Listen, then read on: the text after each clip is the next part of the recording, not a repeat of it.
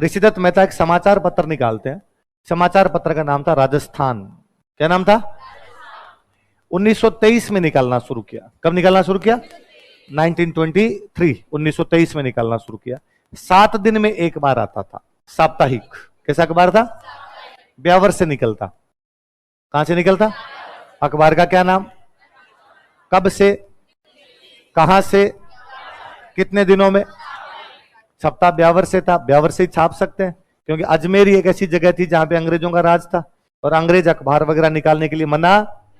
बूंदी में बूंदी के राजा के खिलाफ अखबार निकालो तो बूंदी के राजा उल्टा लटका के नीचे बास्ते लगाए।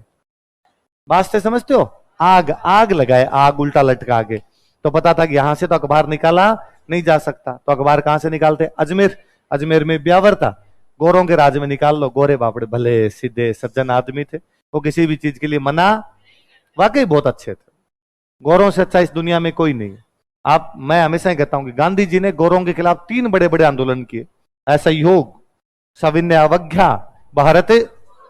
सड़क पे 90,000 लोग थे सविनय अवज्ञा में। कितने हजार लोग सड़कों पे आ रखे थे? 90,000 लोग आंदोलन के अंदर भाग ले रहे थे। गांधी जी कभी इधर आके देखते? राजस्थान आके करते देखे आंदोलन? गांधी जी को पता चलता क्या होते हैं आंदोलन। राजाओं के राज में कोई इस प्रकार के आंदोलन गौरव ने क्या करो, शांतिपूर्ण तरीके से तुम किसी भी प्रकार का कोई भी आंदोलन फड़फड़ाहट नहीं करनी, चुपचाप जाओ, चुपचाप। इस मामले में बहुत सीधे भले आदमी अभी भी है। दुनिया में सबसे अच्छे लोग गोरे हैं। गोरों में भी सबसे अच्छे जो है वो अंग्रेज है, बाकी लोगों की तुलना। भाई आप देख लो कि गोरों ने अपने पे इतने साल राज किया, अपने इतना उनको गालियां निकालते हैं, उसके बावजूद उन्होंने गांधी जी की मूर्ति लगा रखी है। बाकायदा गांधी जी की मूर्ति है, गांधी जी की, भगत सिंह की, उधम सिंह की, सबकी मूर्तियां लगा रखी।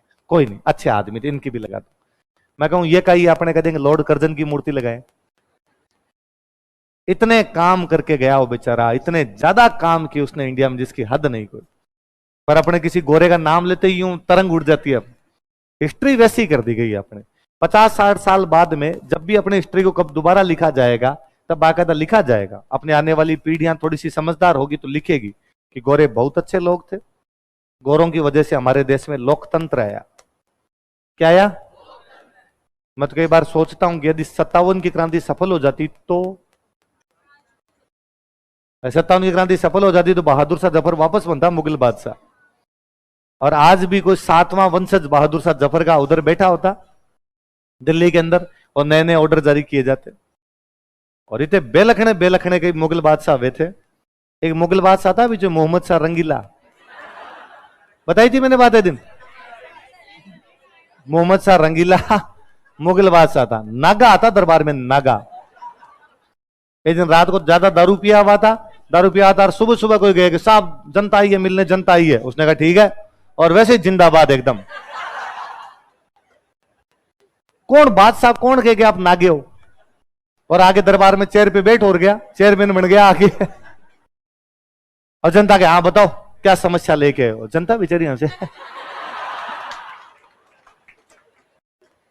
किस बात की हंसी आ रही है तुम्हें? वो नीचे गर्दन करके गए, एक कौन है हमारे देख। एक आधे ने, किसी ने हिम्मत करके कहा सर नीचे तो देखो।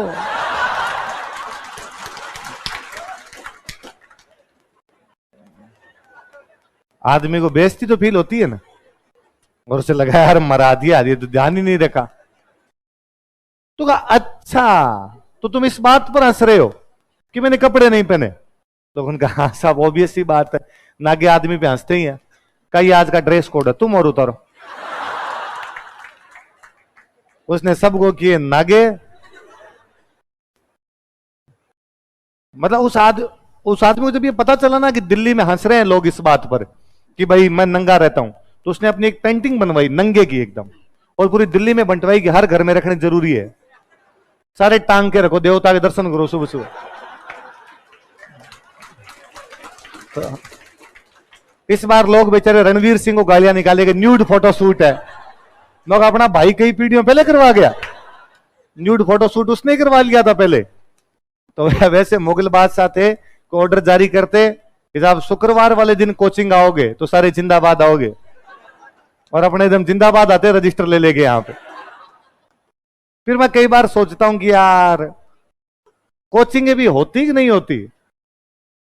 एक दिन क्लास में यू टावर मैं कह मगर यार आज भी राजतंत्र ही होता, तो एक स्टूडेंट हंसने लगे, अरे सर आप तो पक्के राजा होते। अरे मैं क्या राजा होते, मैं हमारे बीकानेर में जूनागढ़ के आगे भाला लेके खड़ा रहता, तुम अपने अपने किलों के आगे भाले लेके खड़े रहते। राजा का ऑर्डर आता कि आक्रमण, से लड़ जाते। मैं 33 साल का हो गया, इतनी आयु तो प्राप्त ही नहीं करते, पहले 20-22 में से लड़ जाते, और यदि कोई पीछे होती तो सती हो जाती, नहीं होती तो वहां से लट गए, अपने अपने से लट गए। तो ये मैं आप 1500 के सामने बैठ के कुछ भी बोल देता हूं, आप 1500 में से कोई उठ के मेरी बात का विरोध कर देता है, ये डेमोक्रेसी है। ये क्या है? एक दिन मैं क्लास में ये बच्चों को कह रहा था, तो मैंने कहा यार लोकतंत्र अच्छा ही होता है, राजतंत्र कभी अच्छे नहीं होते। राजतंत्र की तुलना में लोकतंत्र हमेशा अच्छा होगा, भले राजतंत्र कितना भी अच्छा हो जाए तो भी लोकतंत्र से तो अच्छा। तो एक स्टूडेंट खड़े हुए, उन्होंने कहा सर अब इतना भी मत करो, इस लोकतंत्र में धाप के बुराइयां हैं और राजतंत्र भी इतने बुरे भी नहीं थे। मैं यार बात तो सही है तुम्हारी, मैं थोड़ा शायद ज्यादा एग्जेजरेट कर गया चीजों को, और राजतंत्र भी थोड़े ठीक होते हैं, लोकतंत्र में भी बुराइयां होती। पर यार एक चीज देखो कि मैंने कहा कि राजतंत्र कभी भी लोकतंत्र की तुलना में अच्छा नहीं हो सकता, और आप तपाक से खड़े हुए और आपने कहा कि सर आपकी बात गलत है। ये केवल इसलिए खड़े हो पाए क्योंकि लोकतंत्र है। यदि राजतंत्र होता और मैं राजाओं की ये बात कहता, मैं जीभ काट लेता आपकी। आप बोल कैसे सकते थे? ये गोरे देखे गए, राजी हुआ कीजिए कि 57 की क्रांति फेल हो गई, सुकून महसूस किया कीजिए कि 57 में हम फेल हुए, वरना फिर बहादुर शाह जफर को बिठा देते वो लाके। दुर्गति होती दुर्गति। दिल्ली मैं तो हमें 1818 के बाद राजस्थान में युद्ध नहीं है, गौरव ने शांति व्यवस्था उत्पन्न की थी, सिंगल लड़ाई नहीं है। तो पता नहीं क्यों अपनी हिस्ट्री के अंदर है कि अंग्रेजों को गालियां निकालो, अंग्रेजों को गालियां निकालो, कुछ भी नहीं किया बाप। और मेरे को सबसे बड़ी हंसी तो वो आती है, हमें लूट लिया। कहां नंगा नहे क्या, निचोड़े क्या, कहां लूटा और कैसे लूटा, मेरे तो समझ में नहीं आई। क्या क्या लूट के लेके गए थे, हमसे टैक्स लेते थे, तो अरे देश में विकास भी तो करवाया। 45,000 किलोमीटर रेलवे वही छोड़ के गए थे। 42 में भारत छोड़ो आंदोलन चल रहा है, हम है? मूर्ख आदमी थे सारे, धन का निष्कासन सिद्धांत और झूठे हैं सभी। 1942 में भारत छोड़ो आंदोलन चला रहे, हम कह रहे अंग्रेजों भारत छोड़ो। अंग्रेज खुद भी कह रहे थे कि हम छोड़ के जाएंगे, अंग्रेजों ने 40 में कह दिया था हम छोड़ के जाएंगे। मेरे तो कभी यही नहीं समझ में भारत छोड़ो चलाया क्यों था, क्यों चलाया गया भारत छोड़ो आंदोलन। 1940 में अंग्रेज लिख के देते हैं युद्ध समाप्त होने के बाद हम भारत छोड़ देंगे, और युद्ध समाप्त होने के बाद ही छोड़ा उन्होंने। नहीं, प्रथम विश्व युद्ध के बाद नहीं बोला, सिंगल टाइम ने। 1940 में अगस्त प्रस्ताव है, अगस्त प्रस्ताव में अंग्रेजों ने लिख के दिया है कि युद्ध समाप्त होने के बाद की स्थिति के अंदर हम छोड़ देंगे। क्रिप्स मिशन आया है, क्रिप्स मिशन में अंग्रेज वापस लिख के दे रहे हैं जैसे युद्ध समाप्त होगा हम भारत में एक संविधान सभा बनाएंगे, भारत के अंदर सरकार बना देंगे। अपना यह था कि नहीं युद्ध से पहले छोड़ के जाओ, उन्होंने कहा नहीं, हम इतने बुरे लोग नहीं है कि युद्ध के टाइम में जनता को छोड़ के भाग जाएं, हम यहां रहेंगे, युद्ध में तुम्हारे कुछ हो जाए उसके भागीदार हम, जैसे युद्ध समाप्त होगा हम चले जाएंगे। और 45 में जैसे युद्ध समाप्त हुआ उन्होंने कहा जा रहे हैं। ये 46 और 47 2 साल का टाइम इसलिए है कि हम कुत्तों की तरह आपस में लड़ रहे थे, क्योंकि कांग्रेस कह रही थी भारत एक होना चाहिए, जिन्ना कह रहा था भारत 2 होने चाहिए, और कम्युनिस्ट कह रहे थे भारत 17 होने चाहिए। भारत कितने होने चाहिए? 17 भारत के टुकड़े किए जाने चाहिए। इस लड़ाई में 2 साल है, बाकी वो बेचारे 45 में जाने के लिए तैयार बैठे, रखो यार तुम्हारा। और मेरे को तो ये भी कभी समझ में नहीं आता, हम कहते हैं कि हमने देश को आजाद करवाया ना, किया। 45 के बाद में इंग्लैंड की खुद की स्थिति इतनी खराब हो गई थी कि उसने सारे अपने उपनिवेश छोड़ दिए थे, जितनी कॉलोनी थी वो छोड़ दी थी। हम यदि कहें कि हमने भारत को आजाद करवाया, तो श्रीलंका को किसने करवाया? युगांडा, रवांडा, तवांडा, घाना, नाइजीरिया, जाम्बिया, जिम्बाब्वे, कीनिया, उनको 45 से 60 के बीच में अंग्रेजों ने सारे उपनिवेश खाली किए। तो 42 में हम चला रहे हैं भारत छोड़ो आंदोलन, अंग्रेज उस साल बना रहे हैं कलकत्ता में हावड़ा ब्रिज। क्या बना रहे थे? कलकत्ता का हावड़ा ब्रिज। आज भी आप देखो तो आपको लगे कि यार क्या बना के गए होंगे उस टाइम। पूरे रुड़की, रुड़की इंजीनियरिंग कॉलेज है रुड़की, वो 1847 के आसपास की शायद है ना, 47 37 के आसपास की रुड़की इंजीनियरिंग कॉलेज। रुड़की में जब इंजीनियरिंग कॉलेज बनाया गया था ना, तब तक इंग्लैंड में भी इंजीनियरिंग कॉलेज नहीं था। अंग्रेजों ने इंग्लैंड में इंजीनियरिंग कॉलेज बनाया बाद में, रुड़की में बनाया पहले। 57 में हमने क्रांति की, हम अंग्रेजों के खिलाफ लड़ रहे हैं, हम अंग्रेजों कह रहे हैं देश से बाहर निकलो। उस साल अंग्रेज अपने देश में 3 बड़ी यूनिवर्सिटी बना रहे थे, कलकत्ता, मद्रास, बॉम्बे। तीनों यूनिवर्सिटी 1857 के अंदर बनी हुई है। तो टैक्स लिया तो देश का विकास किया। आज नहीं लगता क्या टैक्स? हर चीज पे है, हर चीज पे। कभी रेस्टोरेंट में खाना खाओ, उसके बाद में देखना जीएसटी नहीं, वो तो लगेगी, उसके नीचे लिखा होगा स्वच्छ भारत मिशन टैक्स, किसान कल्याण टैक्स, रोड पे चलते हो उसका टैक्स। थोड़े दिनों में बस एक लगना बाकी है, सांस। कि सांस ले रहे हो, इस पे भी क्या लगा दिया जाए यहाँ पे।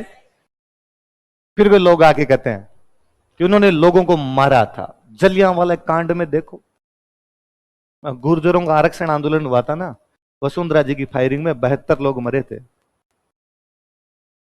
गड़साना में किसान 27 मरे थे। तो कौन कहता है कि वसुंधरा जी डायर है? लगाओ नारे वसुंधरा जी हाय हाय। नहीं लगाते नाम, सिंपल बात। अरे ये यदि हत्याकांड ही देखने हैं तो अकबर ने खाली चित्तौड़ में 30,000 कटवा दिए, अलाउद्दीन खिलजी ने खाली चित्तौड़ में 30,000 कटवा दिए। अंग्रेजों ने जलियांवाला के लिए बार बार माफी मांगी है। गलत हुआ जो हुआ वहां पे, अपने अफसर को सस्पेंड किया था, सब कुछ किया था। अकबर अलाउद्दीन वाली किताबों में लिखा हुआ है, मजा आया 30,000 को काट के। और एक सिंगल किताब इस बात की आलोचना करती हुई दिखा दो मुझे।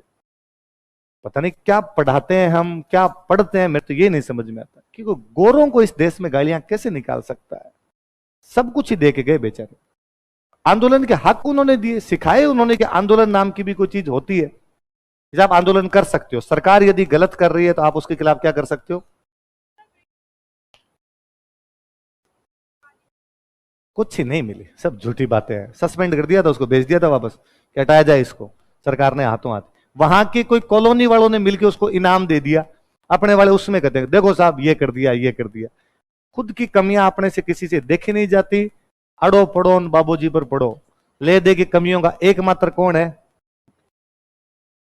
तब कहते भाई कृषि व्यवस्था नष्ट भ्रष्ट हो गई थी क्योंकि अंग्रेज भू राजस्व ज्यादा ले रहे थे। अब सुधर रही है ना, किसान सुसाइड करते हैं। 70 साल का लोकतंत्र बीतने के बाद भी खेती की हालात सुधरी तो फिर उस समय सेम की सेम बात थी। तो ये गौरवमाली तो अपने यूं बनाई हुई है, किससे ही हैं, किससे चलते रहते हैं इस प्रकार की चीजें। आने वाले 100-150 साल में कभी भले आएंगे, तब अपने उनके बारे में बहुत सही सही लिखेंगे कि नहीं यार उन्होंने बहुत काम किए थे, बहुत काम किए थे। रिपन को और कर्जन को उनको आप पढ़ लो तो यूं जीव बाहर आता है कि कितने भारत के लिए काम करने वाला आदमी थे। एक अपने गवर्नर जनरल आया था एल्गिन, एल्गिन एल्गिन की वाइफ को पता चला कि भारत में डिलीवरी में महिलाएं मर जाती है। सेफ डिलीवरी नहीं थी अपने देश में। आप, मैं कहता हूं एक पीढ़ी पहले तक, मतलब मम्मी की पीढ़ी वाले में भी हर घर में एक आधी कहानी मिलेगी कि महिला की डिलीवरी में डेथ हो गई। हॉस्पिटल थे ही नहीं महिलाओं वाले हॉस्पिटल। वो बेचारी जाके लंदन में रानी के आगे रोई, ने क्या कर रहे हैं हम इंडिया के अंदर, और वहां डिलीवरी सेफ नहीं होती है कि महिला डिलीवरी में मर जाती है। एक साथ 12 हॉस्पिटल उस अकेले ने खुलवाए थे। डलहौजी को, जिसको सबसे अधिक गालियां निकाली जाती है डलहौजी को, ये रेल, डाक, तार, पीडब्ल्यूडी सब कुछ डलहौजी का है। उसको तो कोई गाली नहीं, वो तो लोक देवता घोषित किया जाना चाहिए। डलहौजी की वाइफ खाली कैलकाटा में, बंगाल के अंदर 35 गर्ल्स स्कूल खोल के गई, जिसको हम कहते हैं ईश्वर चंद्र विद्यासागर के। ना झूठी नहीं लेने फालतू की क्रेडिट, वो डलहौजी की वाइफ के, लेडी डलहौजी के। कि जब उन्होंने देखा कि भारत में गर्ल्स एजुकेशन में स्थिति खराब है, क्यों खराब है, हमने स्कूल खोल दिए फिर भी बच्चियां स्कूल क्यों नहीं जा रही, तो कहा साहब यहाँ के लोग जो हैं वो लड़कों के साथ अपनी लड़कियों को पढ़ाते नहीं, तो क्या किया जाए, तो अलग से गर्ल्स स्कूल खोले जाए। 35 खोले, खाली डलहौजी के कार्यकाल में 35 है, बंगाल के अंदर। 1856 की बातें हैं ये, आज के कम से कम 250 साल पहले।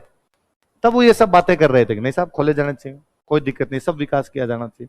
भले ही थे बापड़े, इतने कोई बुरे थे ही नहीं, और विकास ही किया था, देश का जीता कर सकते थे। जो आज पॉलिटिकल सिस्टम देखते हैं ये उनका ही देन है। अपने देश में कमियां जो दिखाई देती है उनका बड़ा रीजन ये है कि हम खुद इतने निकम्मे हैं जिसकी हद नहीं। हम एक दूसरे को न तो कोई चाहने वाले लोग हैं। मेरे तो ये भी कभी नहीं समझ में आया, कहते हैं अंग्रेजों ने हमारे देश की एकता को तोड़ दिया था। ठीक कब? पूरा मिडिवल तुम्हारा हिंदू मुस्लिम युद्धों में बीता है। पूरे मिडिवल में तुम एक दूसरे के घर पे खाना पीना नहीं करते थे। पिछले 10-15 साल पहले तक एक दूसरे के घर में जाना पसंद नहीं करते थे। तुम कहते हो साहब हिंदू मुस्लिम एकता को उन्होंने तोड़ दिया था। कब थी? युद्ध युद्ध युद्ध है, रक्त रंजित इतिहास है पूरा। उन्होंने आके मिनख बनाए, लड़ाई नहीं करनी, चुपचाप बैठे रहो रहे, कोई नहीं लड़ेगा। आज के ये सिस्टम है, ये सिस्टम है, ये सिस्टम है। इसलिए गोरों को कभी भी गालियां, हाँ बता, हाँ नहीं होती नहीं तो हाँ, तो अंदर इनबिल्ट है वो चीजें। जब इतने सालों तक वही वो चीजें सुनी हुई, वही वो चीजें सुनी हुई, तो कैसे हजम होगी? नहीं, मैं तो खुद ही जब यहाँ पे आया था तो मुझे दिलीप सर जब भी अंग्रेजों की तारीफ करते मुझे बड़ा अजीब लगता, जरा अंग्रेजी अंग्रेजी। पर धीरे धीरे आप पढ़ते हो समझते तब लगता है क्या किया रे बापड़ों ने। तो फिर मैंने क्या, अरे उस मूर्ख की तो बात ही मत करो रे, शशि थरूर से बड़ा मूर्ख कौन है? और है? अरे काय लूट के लेके गए? कौन लूट के गए? क्या इसका प्रूफ है कि लूट के लेके गए? एक किसी ने आंकड़ा लिखा, हम मान रहे उसके प्रूफ। और मुझे तो यह तगड़ा लगता है, शशि थरूर खड़ा होकर अंग्रेजों के बीच में कह रहा है आपने हमें लूटा, और वो उसको भी बोलने का मौका दे रहे हैं। वेरी गुड, अच्छा लूटा, ओके, हाँ लूटा लूटा, सॉरी सॉरी लूटा। महान लोग हैं, उनके घर में जाके उनको गालियां निकालते हो, वो उस पर तालियां बजाते हैं। गौरव से मार। अरे आपके देश का एक बंदे को उन्होंने प्रधानमंत्री बना रखा है। इमेजिन करो इस बात को, भारत में कोई अंग्रेज बन सकता है क्या प्रधानमंत्री? सोनिया गांधी इटली की है, यहां के ब्याह कर लिया तो भी अपने आज तक कहते विदेशी है, अपने से वो नहीं हजम होती। इन्हें सोनिया गांधी को कैसे बनाया? ऋषि सुनक को आराम से बना रखा, मजे कर तू आराम से है। कहां बने? नहीं है। मैं क्या कह रहा हूं तेरे को कि बन सकता है, पर हमें स्वीकार है क्या? नहीं है ना स्वीकार, उनको स्वीकार है आराम से। ऋषि सुनक उनको मजे आते हैं उनको। अब अच्छे छोड़ अपने, मैं कहूं जैसे आज को एकदम अंग्रेज, सोनिया गांधी तो फिर भी बेचारी यहां आके अपने जैसी हो गई थी, है ना, विदेशी बची नहीं थी, एकदम अपने जैसी हो गई थी। पूरा कोई गोरा आकर अपने यहां पर कह दे कि मैं तुम्हारा प्रधानमंत्री हूं, या यहां पे अपने चुनाव लड़ने की भी बात कर ले, भाई साहब ये बड़ा नहीं। हाँ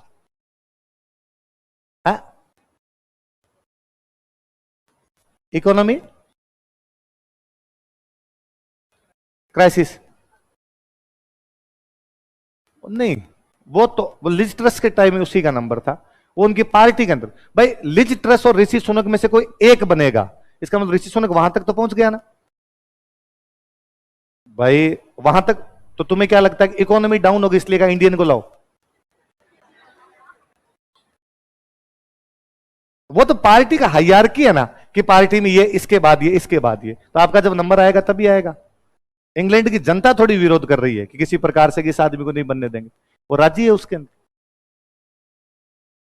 नहीं कर रही भाई पार्टी। तो मैं कहता हूं कि आज कांग्रेस बीजेपी है, बीजेपी में नरेंद्र मोदी की जगह कोई दूसरा है तो बीजेपी वाला विरोध नहीं करेगा? तो एक पार्टी में क्लेश नेताओं के अंदर तो होता है, नेताओं का क्लेश था, जनता किसी प्रकार से थोड़ी थी कि इसको बनने देंगे इसको नहीं बनने देंगे। भारत में रणजी ट्रॉफी होती है किसके नाम पे? रणजीत सिंह जडेजा किसके नाम पे होती है? रणजीत सिंह जडेजा कौन सी टीम से खेलते थे? इंग्लैंड का प्लेयर था, गुजरात के राजा थे, इंग्लैंड अपनी तरफ से खिलाया करता था। भारत के कोई पहले प्लेयर जो इंग्लैंड की तरफ से खेले थे वो थे। इंग्लैंड तब भी कुछ ही नहीं। मैं तो, मुझे यह बड़ा जोरदार लगता है, आप पता है ना हॉकी में गोल्ड जीते हैं भारत ने? कब जीते? 1936। तो 36 में कैसे जीत गया भारत गोल्ड? भेजते थे ना अंग्रेज। कितने महान आदमी है कि खेलों का ढांचा भी था आपके देश में कि नहीं, ब्रिटिश इंडिया की टीम जानी चाहिए। भारत यूएनओ का मेंबर कब बना? 1945। 1945 से भारत मेंबर कैसे बन गया? भारत तो आजाद ही नहीं था, गोरों ने बनाया। नहीं नहीं, देश है, हम भले ही राज कर रहे हैं, सिस्टम है, सिस्टम चेंज हो जाएगा, इसको मेंबर बनाया जाए। राष्ट्रसंघ 1919 में है, 1921 में उसकी जिनेवा वाली मीटिंग है, उसमें राष्ट्रसंघ के मेंबर कौन बने? इंडिया बने। लड़ लिए गोरे वहां पे वुडरो विल्सन से, नहीं था बनना चाहिए, मॉन्टेग्यू भिड़ गया था वहां पे कि कैसे नहीं बनेगा, देश है भारत नाम का एक देश है, बनाया जाना चाहिए। खूब ही किया उन्होंने, जितनी मतलब उनकी क्रिटिसाइज की जाती है ना, इतने के बेचारे यूं नहीं है। हर शासन में कमियां है। क्या आज बीजेपी की सरकार है सारे राज्य है, या राजस्थान में कांग्रेस की गवर्नमेंट है सारे राज्य है? नहीं है ना, उस शासन में कैसे हो सकते हैं? या अपने राजाओं का राज था तो उसमें सारे राज्य थे, उसमें 100 कमियां थी। मेरे को भी ये कहा जाए ना कि भारत में सबसे कम बुरा शासन किसका रहा, यकीनन गौरों का। आप अच्छे बुरे का छोड़ दो, आप बुरा बुरा बुरा बुरा तो कर सकते हो, तो ये सबसे कम बुरा किसका था? गौरों का शासन था, वो सबसे कम बुरा था। उन्होंने सबसे कम पाप किए होंगे और एक अच्छे साम्राज्य का निर्माण किया, लोगों को भलाई देखी थी, आम जनता को किसी प्रकार की तकलीफें थी नहीं। तो ये अपने फिर पर है, किसी देश की हिस्ट्री ऐसे ही होती है। कोई भी देश हमेशा आपकी मान डाकण कौन कहे जी, हम अंग्रेजों से आजाद हुए थे, history is written by victors, इतिहास विजेताओं के द्वारा लिखा जाता है। हम आजाद हुए तब किसके खिलाफ लिखा जाए? अंग्रेजों के खिलाफ लिखा जाए। वरना आप पढ़ोगे मॉडर्न इंडिया पढ़ोगे तब गवर्नर जनरल पढ़ोगे, उनके काम देखना। टैक्स वाली बात बताऊं, 1793 में एक अंग्रेज था लॉर्ड कॉर्नवालिस। कौन था? बंगाल के अंदर एक व्यवस्था लाता है, लैंड सेटलमेंट, परमानेंट सेटलमेंट, स्थायी बंदोबस्त। क्या लाता है? 1793 में कहा कि इतने टैक्स लिए जाएंगे, 1947 तक नहीं बढ़ाए। 150 साल तक अंग्रेजों ने रत्ती टैक्स नहीं बढ़ाया, एक बार भी नहीं कहा कि टैक्स बढ़ाएंगे ना। जमींदारों ने जब बढ़ाए तो अंग्रेजों ने जमींदारों के खिलाफ एक्शन लिए। साहूकारों ने जब ब्याज पे लेने शुरू किए तो साहूकारों के खिलाफ इतने एक्शन अंग्रेजों के जिसके हद नहीं। मैं तो हमेशा कहता हूं कि यार, किसान परिवार का होने के नाते गांव में सारे मेरे ताऊ जी ने, मेरे अंकल ने, सबने कैसीसियां उठा रखी होगी। कैसीसियां लेते हैं, ये तो शुरू ही कर्जन करके गया था यार।